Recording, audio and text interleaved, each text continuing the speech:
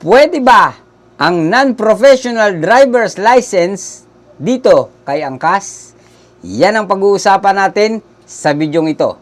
Kaya huwag kang aalis kasi baka para sa'yo na talaga ang bidyong ito. Tapusin ang video para iwas sayang sa effort. Tara, simulan na natin.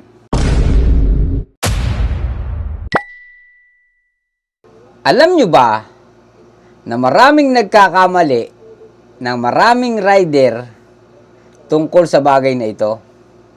Akala nila pwede na agad. Pero may catch pala. Sa video na ito, malalaman mo pwede ba talaga ang non-professionals. At kung pwede, kailan naman ito nagiging pwede at kailan din hindi pwede.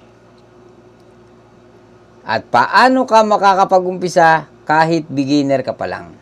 Kung pasahero ang sasakay kay Angkas Rider, hindi pwede ang non-pro.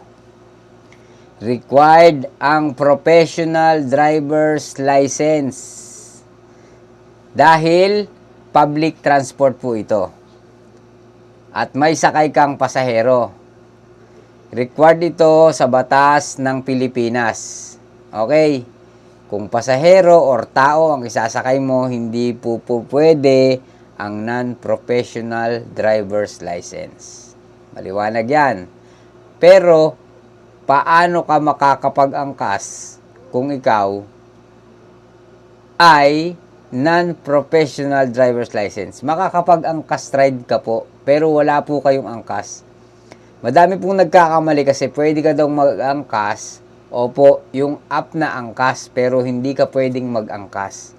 Ang pwede mo lang gawin sa angkas app, ano po, pwede ang non-pro dito kung delivery lang, walang pasahero.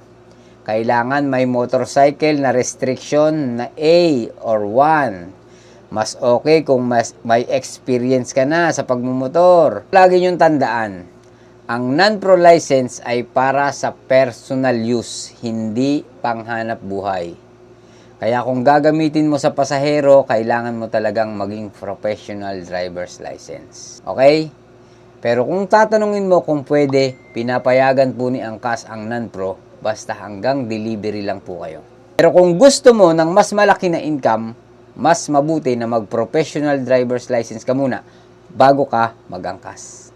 Hanggang dito na lamang po at kung meron pa po kayong mga katanungan, huwag kalimutang mag-comment at sumasagot po tayo dyan. Gagawa natin ng video yan. Mag-like, mag-share, mag-subscribe. Hanggang sa muli po, salamat sa Diyos. Paalam!